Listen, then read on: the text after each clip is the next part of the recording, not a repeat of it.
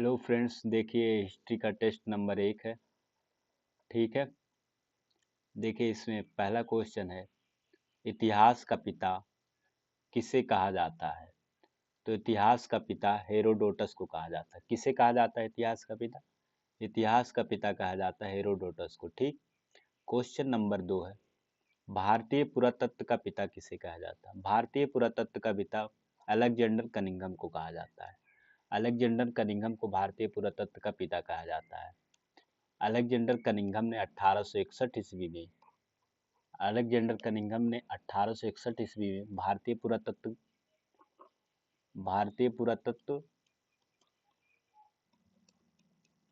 विभाग की स्थापना की थी। भारतीय पुरातत्व विभाग की स्थापना की थी अलेक्जेंडर कनिंघम ने।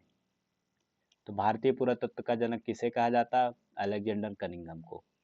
चलिए बढ़ते हैं क्वेश्चन नंबर 3 पर। क्वेश्चन नंबर 3 क्या है? मानव द्वारा पाला गया प्रथम जानवर कौन सा था? तो मानव द्वारा पाला गया प्रथम जानवर था कुत्ता। कौन सा जानवर था? कुत्ता था। क्वेश्चन नंबर 4, किस काल को माइक्रोलिथ कहा जाता है? तो माइक्रोलिथ कहा जाता है मध्य पाषाण काल को। किस काल को कहा जाता है? मध्य पाषाण काल को कहा जाता है माइक्रोलिथ। क्वेश्चन नंबर 5 पर बढ़ते हैं।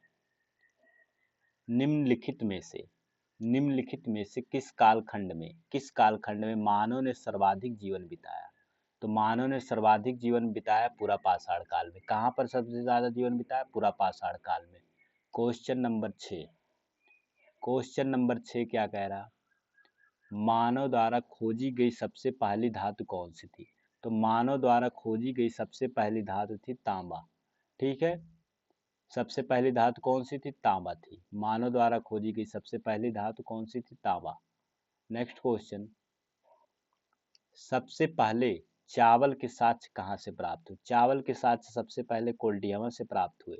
कोल्डिहमा कहाँ पर स्थित है? उत्तर प्रदेश में। चावल के साक्ष्य सबसे पहले कहाँ से प्राप्त हुए? कोल्डिहमा से प्राप्त हुए। कोल्डिहमा कहाँ स्थित है? उत्तर प्रदेश। बुरजोम कहाँ पर स्थित है? जम्मू कश्मीर में। ठीक है, मेहरगढ़ कहाँ पर स्थित है? पाकिस्तान में। मेहरगढ़ कहाँ पर स्थित है? पाकिस्तान में।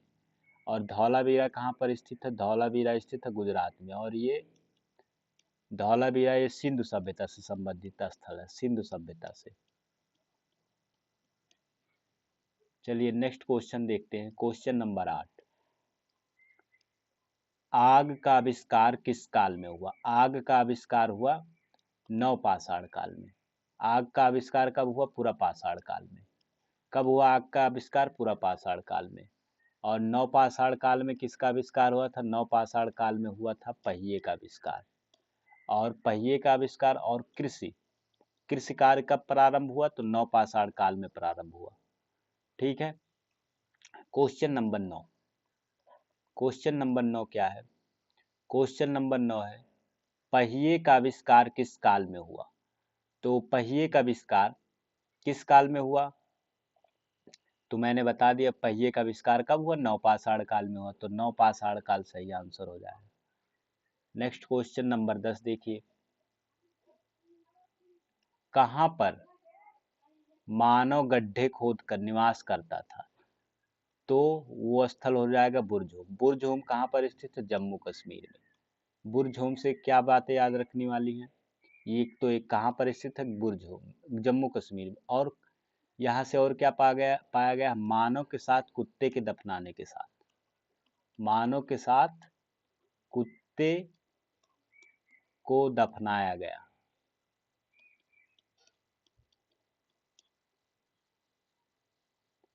और ये गड्ढे खोद कर रहना, इसको क्या बोलते? इसको बोलते गर्तावास।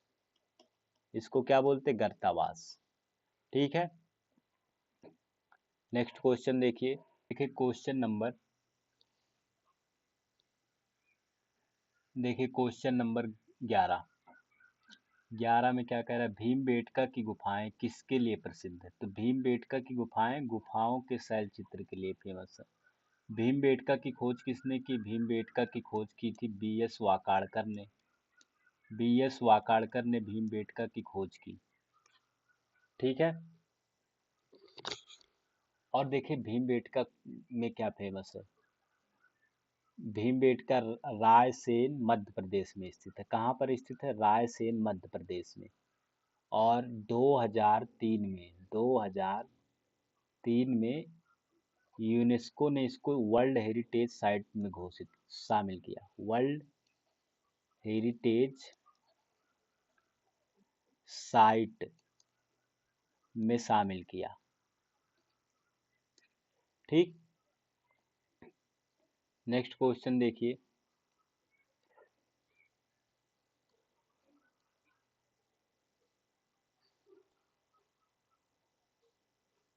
नेक्स्ट क्वेश्चन, राख का टीला।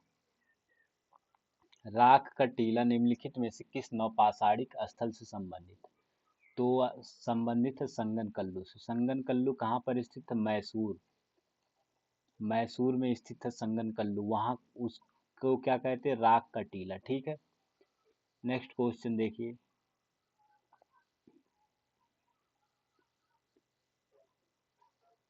क्वेश्चन नंबर 13, भीमबेटका किसके लिए प्रसिद्ध? तो बताया भीमबेटका प्राचीन गुफाओं के शैल चित्र के लिए फेमस है।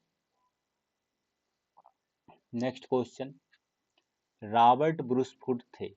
रॉबर्ट ब्रूसफुट कौन थे? तो रॉबर्ट ब्रूसफुट भूगर्भ वैज्ञानिक और पुरातत्वविद दोनों थे। ठीक है, नेक्स्ट क्वेश्चन देखिए। भारतीय उपमहाद्वीप में कृषि के प्राचीनतम साक्ष्य प्राप्त हुए हैं। तो भारतीय उपमहाद्वीप में कृषि के प्राचीनतम साक्ष्य मेहरगढ़ से प्राप्त हुए हैं। कहाँ से प्राप्त हुए हैं? मेहरगढ़ से। और मेहरगढ़ से क्या प्राप्त हुए थे? जौ और गेहूं के साक्ष्य। जौ और गेहूं के साक्ष्य। गेहूं मिले। कहाँ से मिले? मेहरगढ़ से। क्या क्या मिले? जौ और गेहूं। और देखिए कोल्डिहवा से क्या मिला था? कोल्डिहवा से मिला था चावल के साक्ष्य। कोल्डिहवा से क्या मिला? चावल के साक्ष्य। बुर्जहोम से क्या मिला? बुर्जहोम से गर्तावास और कुत्ते के मानव के साथ कुत्ते को दफनाने के साक्ष्य मिले। क्वेश्चन नंबर 16 देखिए।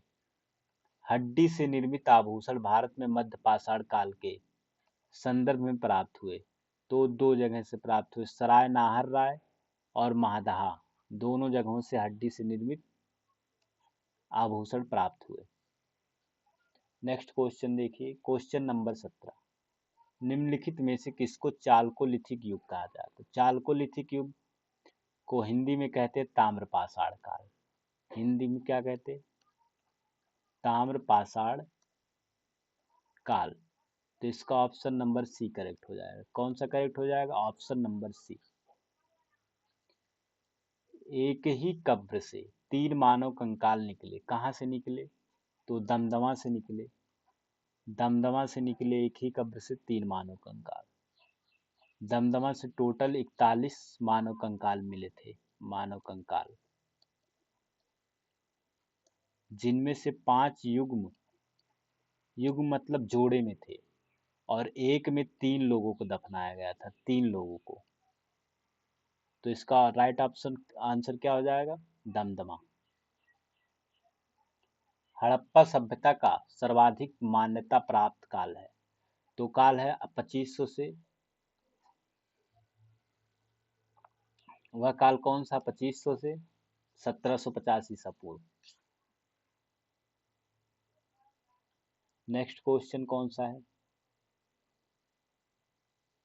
सिंधु घाटी की सभ्यता में घोड़े के अवशेष कहाँ मिले? तो घोड़े के अवशेष मिले थे सुरकोटला से। कहाँ से मिले? सुरकोटला से। कहाँ से मिले घोड़े के अवशेष? सुरकोटला से। नेक्स्ट क्वेश्चन क्या है?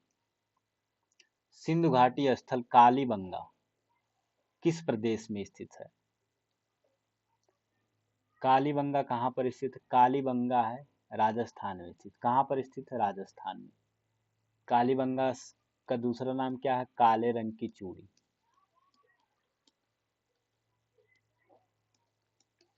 और यहां से क्या मिले? जुते हुए खेत के साथ।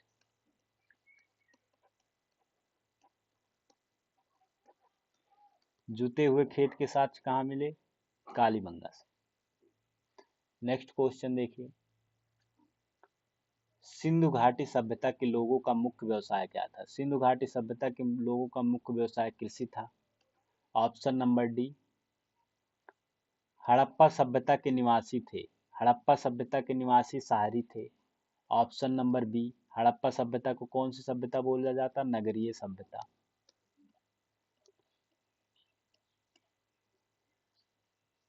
नेक्स्ट क्वेश्चन देखिए,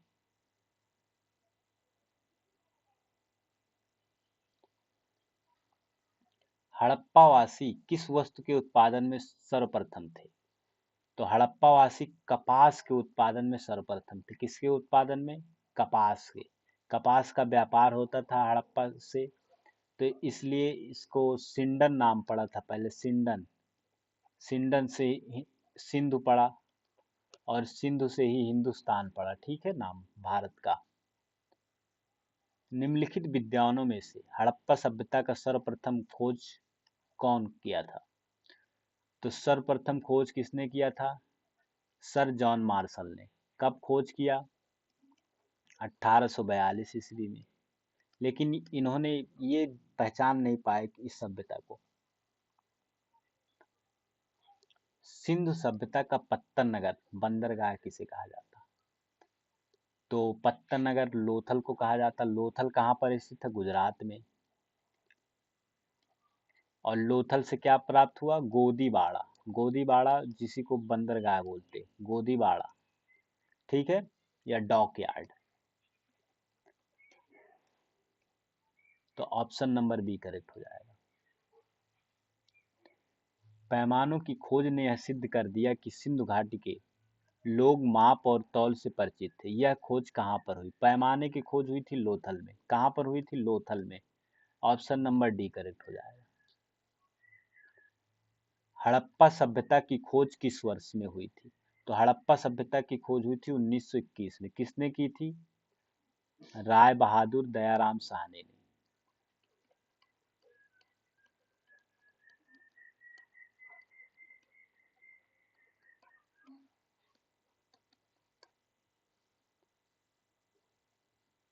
हड़प्पा सभ्यता के संपूर्ण क्षेत्र का आकार किस प्रकार था?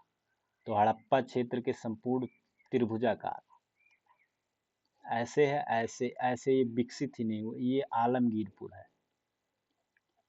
अभी आगे बताया जाएगा। त्रिभुजाकार था, ठीक है। अभी मिलान करने वाला है। देखिए, हड़प्पा किस नदी के किनारे स्थित है? हड़प्पा स्थित है रावी नदी के किनारे।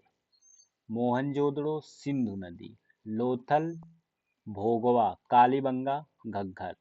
तो 1 ए का 1, बी का 2, सी का 3, डी का 4। ऑप्शन नंबर ए करेक्ट हो जाएगा, ठीक है। आज के लिए बस इतना ही, और आगे हम कल और 30 के बाद के क्वेश्चन करेंगे। धन्यवाद।